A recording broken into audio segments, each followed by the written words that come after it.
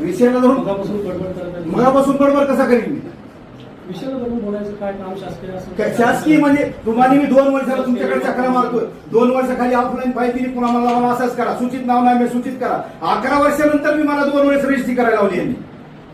हा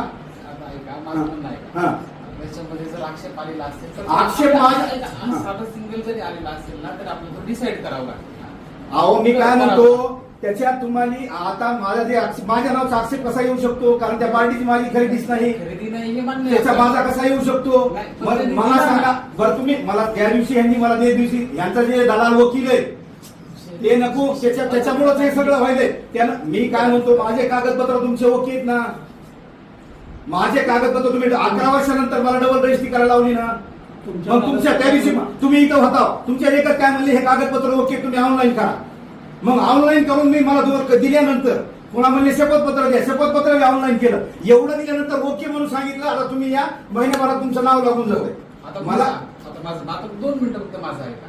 आता तुमचा अर्ज आहे प्रोसेस मध्ये आहे, त्याच्यामध्ये जर फेरफारला एखादा आक्षेप आला असेल ऐकू द्या, कुणीही देऊ द्या, जर तो आपल्याला तो डिसाईड करून आपल्याला पुढे काम करावं लागतं. मी काय डिसाईड करायचं मी काय म्हणतो तुम्ही डिसाईड केला एप्रिल 2025. मी ऐकून घ्या, मी अर्ज दिला एप्रिल 2025. त्यावेळेस पासून माझं काय डिसाईड झालं नाही.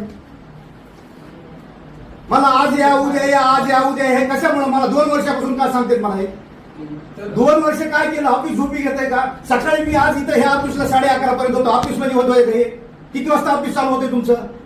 मी किती वेळा चक्रा करायच्या? मला म्हणते मला तिकडलं काही सांगायचं नाही, मला इकडलं काही सांगायचं नाही. हे जमतंय का?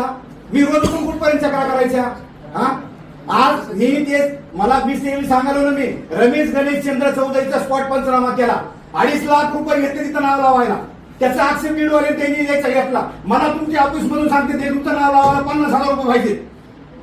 काही संबंध कसं नसतं ते मला माहिती म्हणून बोलण्याशी म्हणून बोललो. आकडे मला पाठ आहेत का कुठले?